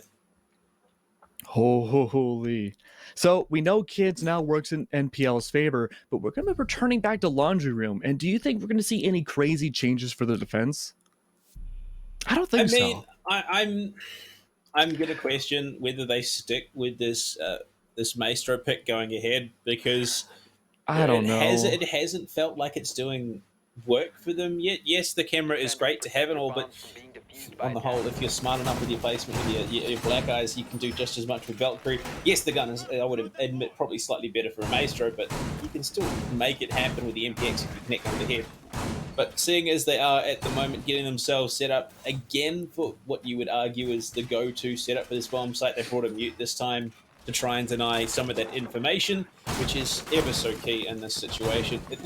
The question now has to become, do we see Yusuke just full send it in through main lobby again? I mean, they're already barricading it to make sure that doesn't happen again. I mean, I don't think Yusuke's going to do it from main lobby. I think Yusuke might try to do it from freezer. It's definitely a lot more riskier to do that, but it's certainly a possibility. And I think Junior's already prepped to see that happen there too. So definitely I want to keep an eye on Yusuke for the beginning of this round, just to see if they go for any sort of crazy shenanigans in the beginning. But notice how no plans are really setting up for this bunker hold. We didn't see any inklings of bunker the last time around down to earth attack Laundry. And something tells me, given their composition, they're probably not going to go for it again. Yeah, look, it's one of those things. It either works for you or it doesn't. And if it doesn't, it tends to work rather poorly for you. I think Yusuke is just He's in kitchen. He's got very, very deep inside. In fact, he's looking to get control of meeting as early as possible, as well as security. He's looking to secure the hatches so his team can get in and start opening his Exile on the back shoulder. They are looking to get as much control as they physically can and give themselves as much time to execute as they possibly can. Panda, there's a reason why I duo with Yusuke and Valorant. He is nasty with the entry there. Look at that already. Having control of the hatches in main lobby, that's already a great start from the Hibana. But look at how much coverage Down to Earth have gotten in only a few seconds of the round starting. They have easy access to everywhere on the second floor, and they are able to open up almost every single important hatch that they need. Well, the hatches could be the name of the game here. Yusuke has almost done two full laps of the building, it feels like. He's come back to the kitchen, he's going back into meeting, he's looking through the hatch into E-Box. We might even see him just full, Ash main send it down into E-Box. The flash goes off. He's still watching the doorway. Donkey is going to be tagged up a little bit there. Callie has some threat from construction as well. Exile waiting to be a real thorn in the side, try and provide some distraction so that when Yusuke does start clicking that Shift W button, they can just go for the full back shoulder play. They're even looking to try and cut off that angle from pillar where Donkey is currently holding into tarps. And this is ambitious. Ooh. If it works though, Yusuke is just going to tear heads off. I think Yusuke might be an absolute madman if they drop right now into electrical and try to find those kills. Essentially, you'd be surrounded, as you would mostly on the defense, but just putting that pressure, whether the defenders realize it or not, is going to be huge for Down to Earth. But where's the rest of Down to Earth? They're going to be nearby, huddling around this ledge as well, and if they drop all at once, it could be really good or really bad, and they do! Yusuke and others drop it, and suddenly it turns into an absolute massacre all over electrical. There's trades abound everywhere. Donkey's gonna fall. Yusuke's gonna find a bullet into their skull as well. But the Maverick is able to stay alive. They were the sacrificial lamb on that side as well. Bone's able to clean it up a little bit as well. 4v3 now in the favor of Down to Earth. And suddenly those numbers are dropping even further. They don't know what to do on no plans. They're trying to hold these angles, but when you have two SMG-11s make that one left, it's all on the side of Bunker. They're able to get away at the very end scot-free. Well, I mean, the mop-up was there. The hatch drop was there. Exile somehow uncontested, and Pillar starts opening up the supply wall. You had then Bone playing off his shoulder, finding the kill straight over top of him, literally over the top of his head there. And they get themselves a second on the board. This is an attacker-sided Oregon that is already starting to take shape here, and they are going to double down and go back to basement. What a fantastic round that we saw from D2E. That very slow, well, actually, no. It was almost like a sandwich, right, of the momentum that we saw from them. In the beginning, Yusuke was super quick, being able to make pretty much all the second floor one gigantic room. It allowed plenty of time for those hatches to open up. That last-minute execute, no one on No Plans knew exactly what was going on, and the element of confusion was so pretty to see. I mean... Yeah, I mean, look, Yusuke should never have found that initial frag, even if he was traded out immediately. They just should have had some information, at least some positioning that would have given them the indicator that someone was about to drop into E-Box. But the Maestro coming out, I question it. I have to question the motivation, one, behind the Maestro. Surely Valkyrie would be just as effective. You can get a cam up and meet and give you that, that idea of where the positioning is going to be. Because Blink Yoda on this Maestro hasn't really achieved much. Yeah, we only have seen it for a few rounds now. We first initially saw Blanky with that Maestro inside a freezer. No one pushed freezer. This time around, I'm not sure exactly where they want to place it. Could be freezer again, but look at Down to Earth. They are placing themselves very headstrong towards bunker, and they're diversifying their attack every single time. Maybe trying to bank on the fact that maybe it wouldn't be a bunker setup for a third time in a row here, but it looks like it is. There are bodies waiting on the other side, and they might have to rotate around because they're going to find a lot of early opposition. Of early opposition, you would have to hope that there is some extra added. This is not quite the same level of innovation and aggression that we're seeing out of No Plans. Again, Down to Earth are getting early control. They've taken tower. They can start to pressure onto the stairs. Navozo's going to spot the one player who was there in resistance, which is Junior in kitchen, who now has to retreat for dear life, having been scouted out. So again, you know, the main job of Aroma is to, one, waste time and resources, and two, get back to the site so that they can help defend. You don't want to be taking unnecessary fights. You want to stay alive so that you can affect change later in the round. And unfortunately, the change has come a minute 10 into a 3-minute round. Now, speaking back about that Maestro again, we are seeing a counter position from what we had seen the very first round where Maestro was brought out. He's going to be playing inside lobby this time. He's going to be a lot more in tune with the action depending on how everyone plays, but they have to do that really soon. Already, No Plans find the opening pick. It's going to be one to fall already. That's going to be the secondary entry of the Zofia. Bone already falling. It's going to be a lot more defender control than I think Down to Earth would like. A minute and 22 left now. Yusuke droning out.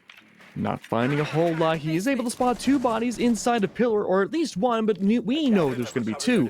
Exile's in a prime position to open up this wall and bunker, going directly onto B site, but now we have to see whether or not the counter adaptation from the smoke is going to work out and play. A minute left on the clock. The bodies are dropping left and right. Donkey with a double kill might make it into 4K if he's able to turn around the corner just in time. Yusuke's essentially the only one left alive. 1 left alive. That's going to be a triple from Donkey, securing things forwards. Donkey with a triple from Harry Potter. That's not every day that you see a player pull out something like that, playing tucked in the tower stairs, and he gets away with it. Whether it was a missed drone, misinformation, a missed call, whatever it was that enabled him to do that, it's a second run on the board. They can now go back to dorms, which they won the last time they were there. This is the momentum that No Plants need. And it's been a battle of laundry as well, right? Up until what we're about to see, Panda, this has only been 1 round of dorms. We haven't even seen a tertiary site yet. Yeah, look, we haven't gone to kitchen. Well, I mean, Junior was, and Yusuke went there twice in the same round. So, look, hey, we've been there in spirit, but not quite in actuality. And Donkey will switch off the Mozzie onto the Valkyrie, so we are going to see it coming through finally. Your wish has been granted. I just think it would have been slightly more effective given what we saw out of the Maestro so far. So I like this adaptation. I like them understanding that, you know, yes, the Evil Eyes are great and all, but they really haven't been achieving much for us. Why not go for a slightly riskier set of information gathering tools, but ones that can be placed a little bit more freely? Do you think, given what we had seen on Laundry before, do you think No Plants would have won at least one of those Laundry rounds had they brought out the Valkyrie instead of a Maestro? Is it that big of a game changer? I couldn't say for sure, but let's be honest, the Maestro's impact in those rounds was minimal at best. Oh, yeah. I don't think we saw the Evil Eye used at all. Attackers are moving out to locate No. a bomb and defuse it. No, I don't think we did. No, well, I think the last time that I can remember it being used was on dorms as well, when it was used to give away the information of where Kojin was playing at games. And to be fair, they did win that round on dorms. Yeah, they did. So, well, I mean, look, hey, it's been effective on that one bomb site at the very least, so why not? Why not? Why not? We'll give it the pass for now. It wasn't the ACS-12, but hey, it did its job.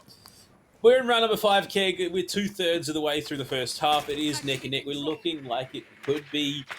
I would imagine this is probably going to go the way of a 3-3 split, given the momentum shift and how things are changing. Not quite as one-sided as some of these rounds have been, like we saw on Consulate, where it was largely the No Plants show for the first half, and we were pretty confident that it was going to go 4-2. But Yusuke in kitchen, again, aggressively just spraying the floor, trying to catch whoever he can. Doesn't find anything, unfortunately, so we'll have to try and enable his teammate Exile to threaten where possible and follow up on those angles. But it's not every day that you see a from below approach to this bomb site. No, this is brand new to me, and I really like it.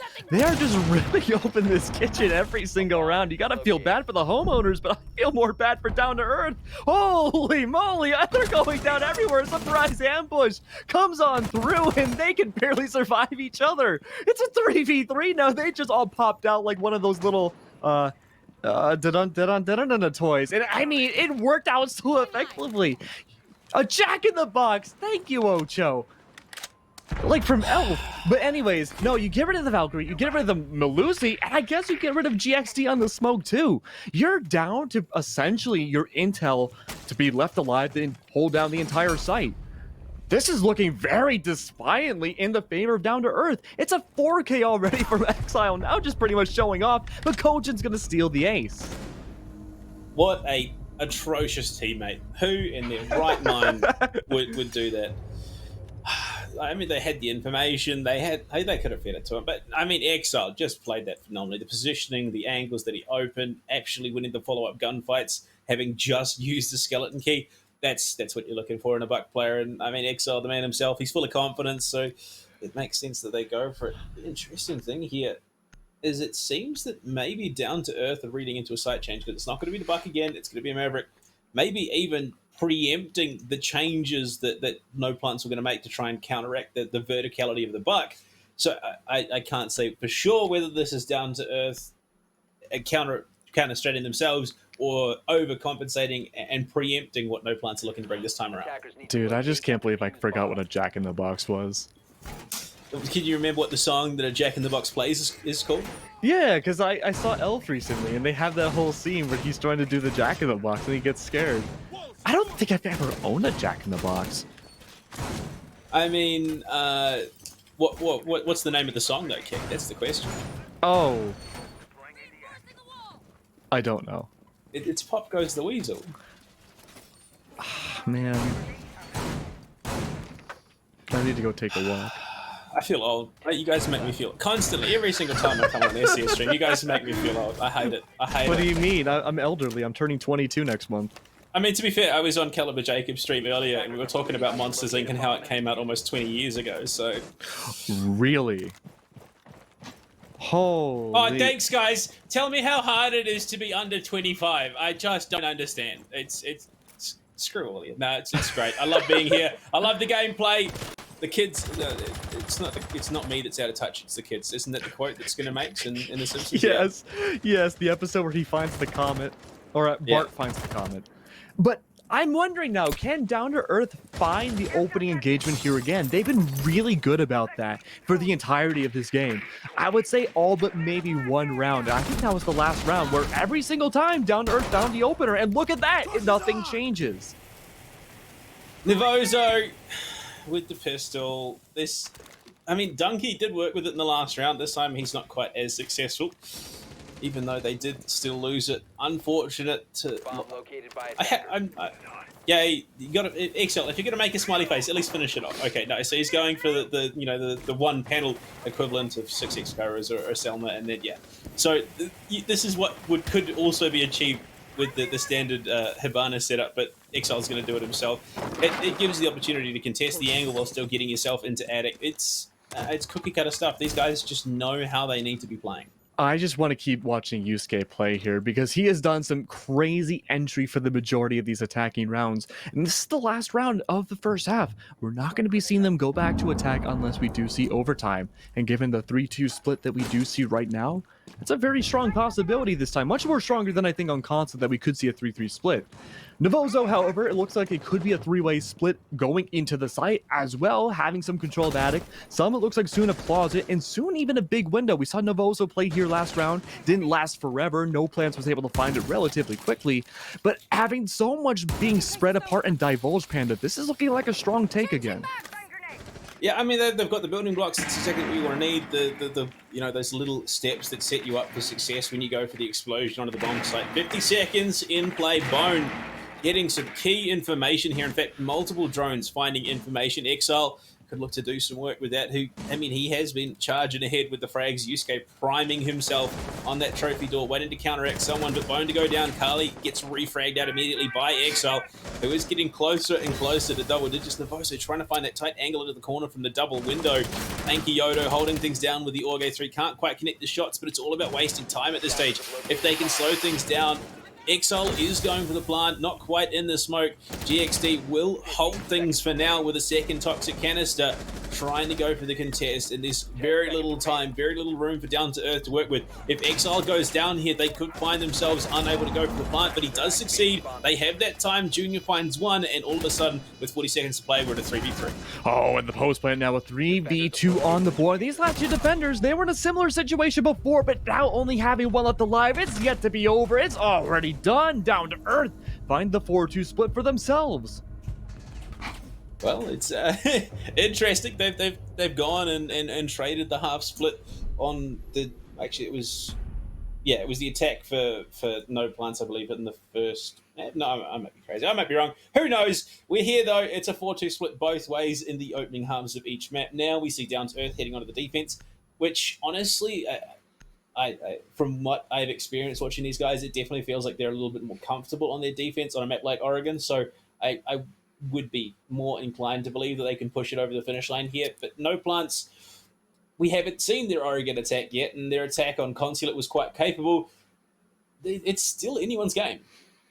But what about the Maestro, though, Billy? We see that from D2E2. Attackers need to locate. I'm going to ignore it. It's not the SCS 12. I'm going to go. I'm going to go have a sad. I really do think it comes down to where the Maestro wants to play, right? Because we're always expecting to see this bunker hold or bunker take. And every single time, minus the very last time we saw Laundry, Down to Earth ignored it. They didn't want to go for bunker, and even when they did take it, they took it with relative ease. If the Maestro plays a much ballsier in a much different spot, like let's say on B, right? You don't see that terribly often, but that's right smack dab in the middle of the action with an Alda. You know, it might be a bad idea, but at least it's something different and could give a little bit more lethality to that Maestro. And what is going on here? It's an aggressive freezer setup. It seems. Yeah. Well, I mean, they've got Perfect they've got the Vulcan, they've got the setup, they've got the tools. I would imagine they're gonna just set one of the Vulcan shields up by the rotate in laundry. Maybe I would. This is scary. Holy crap! I mean, if you lose freezer control, the round's over. Oh yeah, 100%. Literally, you have made them an extra door into the bomb site at that stage. You are betting it all on red right now. Oh yeah, actually, I'm going to bet it all on it. And you know how so that the community does have a say in some of the the way some of the ways that SCS they were voted on whether the furry smoke skin headgear was going to be allowed in the game and whether or not Aruni and Tachanka were able to be played this season. I reckon we put it to a community vote. From now on, 50% of rounds with a Maestro in it should be played with the ACS 12. That's the vote that I'm calling for. Otherwise, I might get involved and call it a vote of no confidence and Chancellor Ferme. And we all know how that ended. Torches on! Okay, Jar Jar. He wasn't the one that called it. Well, this is how democracy dies. Already Exile takes over 25 damage on bunker side. GXD and company having a huge mainstay towards the very end of bunker, but they have to make their way in still. It's gonna be a minute 40 left on the clock. Blank trying to see if he can find anything by opening up that hatch, going down to electrical, but no bodies are to be found. In fact, they're already maintaining themselves around Freezer, surprise, surprise, and Pillar as well. They're playing a much linear side of things, but already things are looking good with this linear approach on the defense. They're able to find not one, but two different bodies of two different people in three different angles, but no, things turn around to a 3v3. It's a minute 15 left on the clock here. You've already lost one of your hard breaches and another being one of the soft breach. But Callie don't care. Callie just wants to kill, and this is on fire right now with a triple kill, annihilating everybody on Down to Earth, and they don't even need to take freezer control. I mean, that ARX is a hell of a weapon in the right hands, and Callie is doing some big work with it already. Exile stuck in elbow, very much isolated from Kojin, his teammate, who is in laundry right now. Alder in hand, has that rotate, so he can just walk straight through into freezer. Repositioning for a different approach to this retake situation. This is one of those positions where it could go horribly wrong for the attack. You've got a big gun in the hands of Kojin. All he has to do is hold mouse one at the right angle, stop you from getting in the sight, play the clock, and oh my lord, the setup, the crossfire could be phenomenal here. They've got information. Exile swings, finds one. He's looking for the or the follow-up into elbow, but no one was audacious enough to push in and go for the flank. Exile hits his double digits off the back of it. Carly trying to cover while Junior baits out the plant here. Oh, they have no idea Exile is here. Oh, He's Exile! found another one. Beautiful! He finds it again. Down one, to earth with absolutely no right to take that one away. Get the round. Holy crap, again, look at how beautiful that was coming out there. You know, and the funny part about all that, right, is that we were hyping up Freezer. Like, if they take Freezer, they lose the round. And we didn't see any of that come on by except for a pivotal rotate coming out from that Maestro Kojin. But Exile was the star of the show there. They just, I don't know whether it was a lack of information or, again, improper callouts. They just lost a player because Exile swung in behind the shelf. The most logical position that he was going to go was back to elbow. But no, they just assumed that he'd pull back towards, laundry stairs, gone up to the second floor, or the first floor, sorry, even. But Attackers need to locate and I mean, the audacity, the boldness to go for a play like that and succeed. Exile. Look, all I'm saying is if Down to Earth do win this, it's going to make for an interesting interview. Yeah, I don't know who we'd be interviewing, but I hope it's Exile again, because we've interviewed him so many times at this point, and that is definitely one thing we need to talk about, is that amazing triple kill he got at the very end. No Plants have done amazing things like that as well, but nothing as pivotal as keeping Down to Earth with that lead. Because had they lost that, it would have been a one-score differential between both teams. Well, Down to Earth, this is the position that they themselves were found in on Consulate. They were down in this spot. They only were able to get 2 more rounds before the map was ultimately finished. The question is, no Plant's going to give up or roll over quite as... It felt like easily towards the end that Down to Earth did. I would imagine probably not the case, especially given that Kelly just came in and absolutely fragged out of his mind in that last round. They're going to be looking to bring it back in their favor. They want the 2-0. There's no chance they're going to be happy with the title. Oh, and look at the aggression coming out from No Plans. They don't want to take any survivors, but this Jaeger on the middle floor, they know exactly where he's at. They try to go for the peak, but he's able to get away just in time. Bone relegating himself back into the basement, could go for a gigantic flank, allowing more time for No Plans to get down onto the actual map out of T3, but still, keeping himself in the game is going to be the much more important priority, and think about all the info he just gave to his team. They know exactly it's going to be an attic take, which may seem obvious, but now they know the flank watch is there.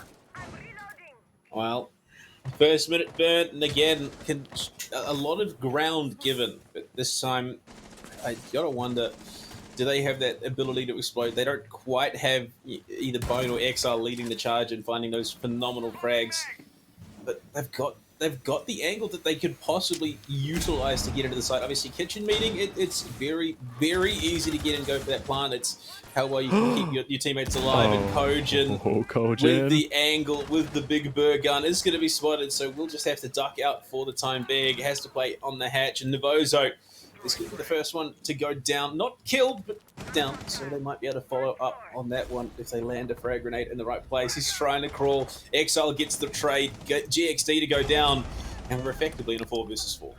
5v3 now. Kojin's still alive with that ulti in hand, but no, the trades are going through all throughout. Donkey on a double, make that a triple across the board for all of No Plans. A 2v2 now to boot, and with a minute left, Flanky's going to take so much damage. They're going to fall.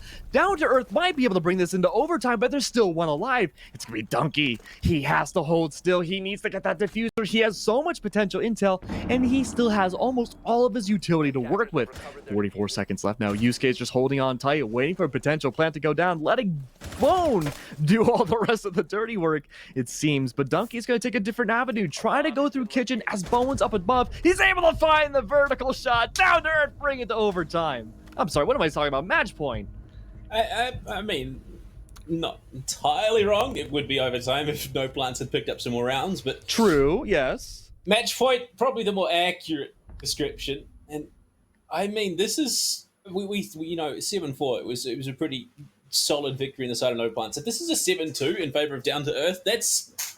I mean, you talk about a comeback, you talk about the bounce back, but this is even more than that. That's like that video of the woman with the slingshot and the watermelon who hits herself in the face.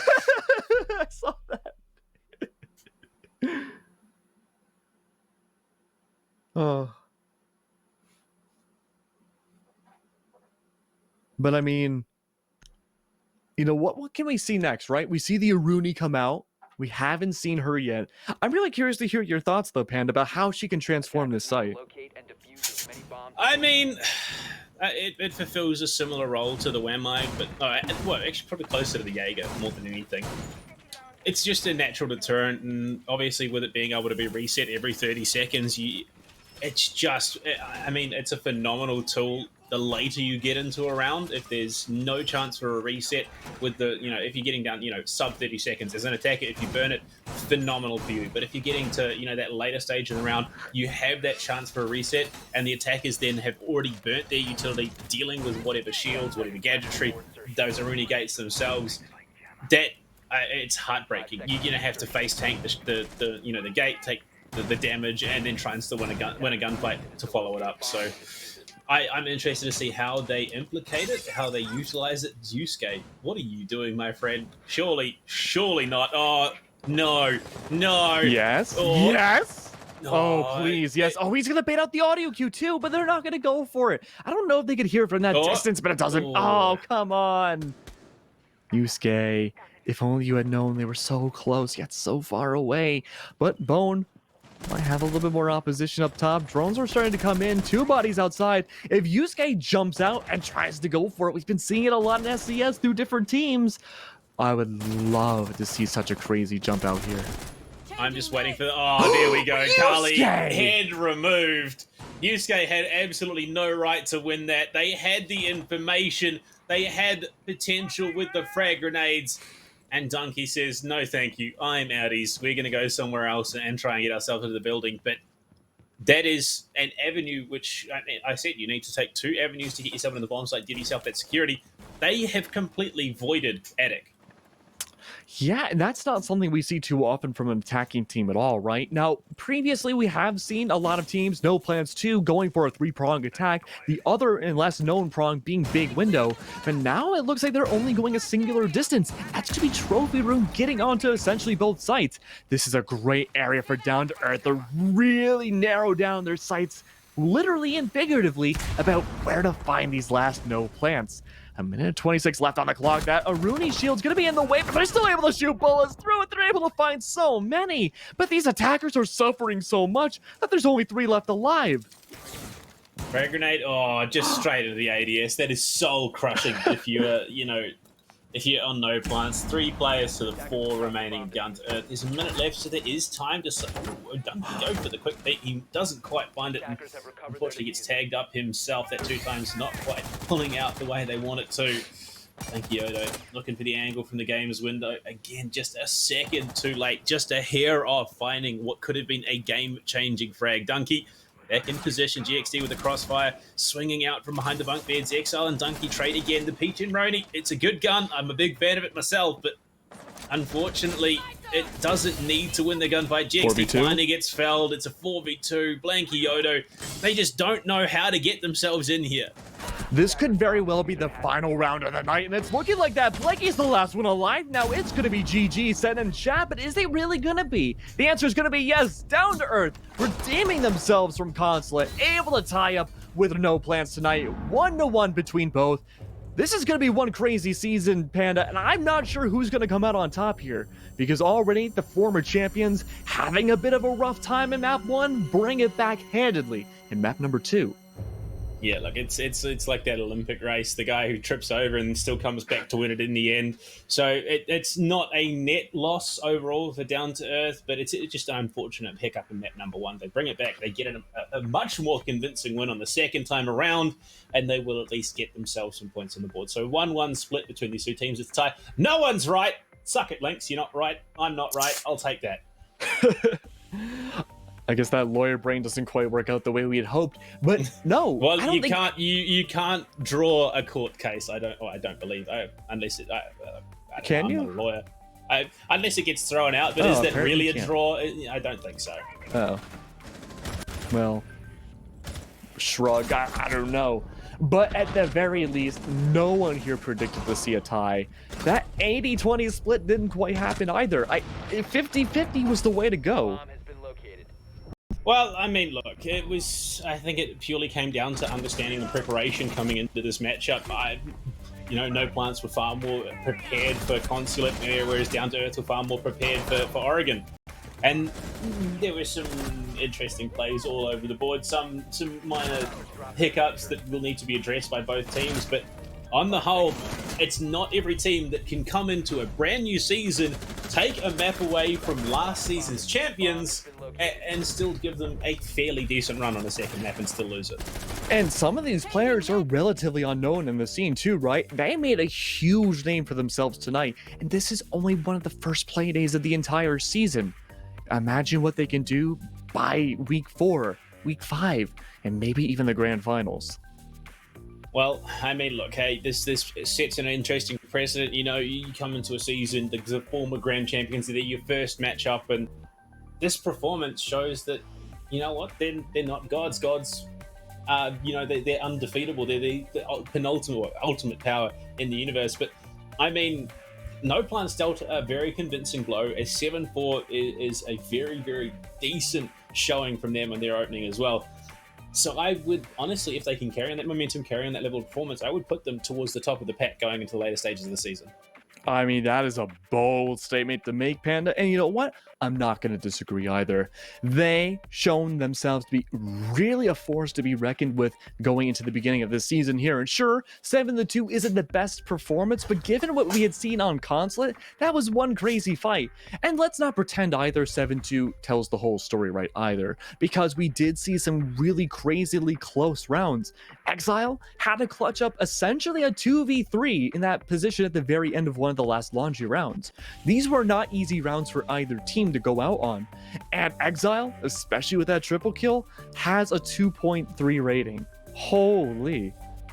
Yeah, I mean, big stats early on is exactly what you're looking for. Unfortunately, Kojin did struggle. He was relegated to Maestro for the majority of the defensive half of things, was put on the Hibana for the attack side, playing that hard breach role. And I mean, when you're seeing a 4-2 split, you don't get to see much of a showing of the defense of the attack once you do, swap over. But on the whole, stats are looking good. 100% cost for Exile over that map, which is the team as a whole is a vast improvement. And unfortunately for No Plants, they very much felt like they were stymied from the very, very start. Yeah, I would like to see a little bit more of a performance on Oregon. Consulate was great to see, but we're going to have to really filter out how No Plans want to play going forwards. Was Consulate a fluke? Was it just a moment of brilliance coming out from that team? Or is it just a weak Oregon? There's a lot of questions we need to answer going forwards in the next few weeks, and we just do not have the answers for yet. Yeah, I mean, you can make your predictions all you want, and that's all they really are until you get to the tail end of things. Once you've done the work, once they've gone the full distance, then we will have an understanding of why why things played out the way they did. But it's a good indicator. It's a good thing to you can take a lot away from this and make some of those predictions going into the next couple of weeks. I would imagine we are going to see No Plants look very, very solid, but the one glaringly obvious thing that comes to my mind, at least for this team, is Consulate just their go-to.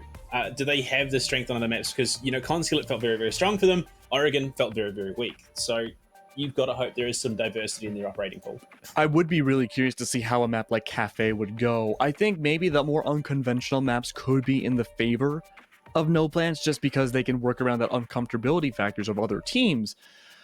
I'm wondering, Billy, you're right. Can a more stable map like Clubhouse and Cafe work in the favor of No Plans? I mean, there's any number of possibilities, but they showed innovation. They showed unpredictability, which did work for them. But it's one of those things. I could talk for hours on what I think might happen, but we would never know until we got there. And unfortunately, we're still too early in the season for me to comfortably make those predictions. Yeah, I mean, I don't think anybody can. I mean, we sure can try. We give predictions as casters every single week, but it's hard to say. It really is who can come out on top. It's so early on, but we're gonna have to wait and see what you guys think as well going forwards here in the chat in future iterations. But I believe we do have an interview as well. I'm super excited to see who it is. Oh, we don't have an interview. I was misheard, but that's okay, because that means there's gonna be more amazingness for next week if we do have interviews there as well. Keep conjuring up all those questions, guys, because we sure have a lot on our end for the next time we get to see Down to Earth or No Plans play. We'll have to wait to see next time around either of these teams play if Consulate was a fluke or not. I mean, look, the one thing I hope for is we do see some diversity coming out of no plants, because yes, Consulate is strong. Yes, it's good to have it as, you know, that pocket pick that will almost guarantee you'll win because you're that familiar with it. But if that's the one thing that you're relying on, especially with the system that we run here at SCS, you're not going to be able to play it every week. 100%. There's no way you are going to be able to play it every week. So need to diversify. Down to earth, I think they bounce back. Oh, deepest, wrong one. They bounce back quite well, and I mean, they're the champions for a reason. So yeah, you can't count them out. That's right. But it has been an amazing showing here tonight. We have to thank so many different people. Ocho on the observing. Panda, you've been an amazing co-caster as well. Ferme, of course, the one who's conjuring all this up together. And of course, our previous casters as well. Those teams, so much to thank. But we have to wrap things up for now. And we'll see you guys next week or with more amazing SCS going forwards. But until then, oh, it's tomorrow. I forget what day of the week it is, but we'll see you guys next time.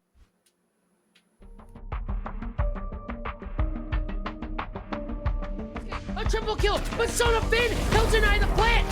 He sees 2 more kills. Oh my god!